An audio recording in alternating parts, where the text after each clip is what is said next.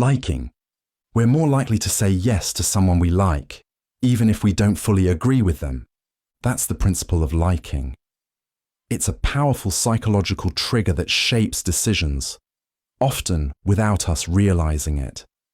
When someone seems friendly, familiar, or relatable, we become more open to their suggestions, requests, or influence. It's not about logic, it's about comfort. People listen more to those they feel good around. Liking can be based on a range of subtle cues. Physical appearance is one of them. Studies show that people who are considered attractive are often seen as more trustworthy, competent, and persuasive, regardless of their actual skills. This doesn't mean people are shallow. It means that appearance affects perception before reason has a chance to step in. Similarity is another key factor. We tend to like people who seem like us, those who share our background, values, hobbies, or even mannerisms. When someone mirrors our tone or gestures in a conversation, it builds a sense of connection.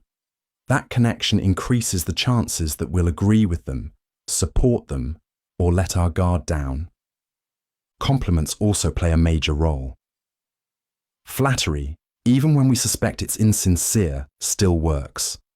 A salesperson who says, "You really know what you're looking for," is doing more than being polite. They're building rapport.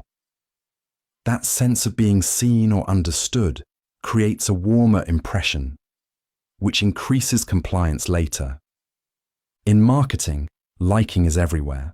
Brands use familiar faces, upbeat voices, or relatable characters to make ads feel more human. Influencers are paid not just because they have an audience, but because that audience likes them. When someone trusted or admired recommends a product, the endorsement feels personal, even when it's paid.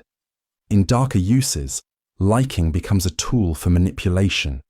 A person might build rapport quickly to disarm suspicion. They appear friendly, attentive, and agreeable. But once that trust is established, they use it to gain compliance or shift expectations. It's the friendliness, not the facts, that lower resistance. This is often seen in scams or high-pressure sales. The manipulator leads with charm. They ask about your family, find common ground, maybe share a joke. None of it feels pushy. But when the ask finally comes, it's harder to say no, not because it makes sense, but because the interaction has become emotionally anchored in positive feelings. Even in relationships, liking can be used as leverage. A person may go out of their way to be agreeable or entertaining, not to connect, but to increase their influence. When conflict arises later, that early likability is used as a shield. But I've always been good to you. The goal is to make criticism feel unfair, not because the behavior was right, but because the person seemed likable. Liking shapes choices by shaping perception. When someone makes us feel good, we give them more space in our minds and more power in our decisions.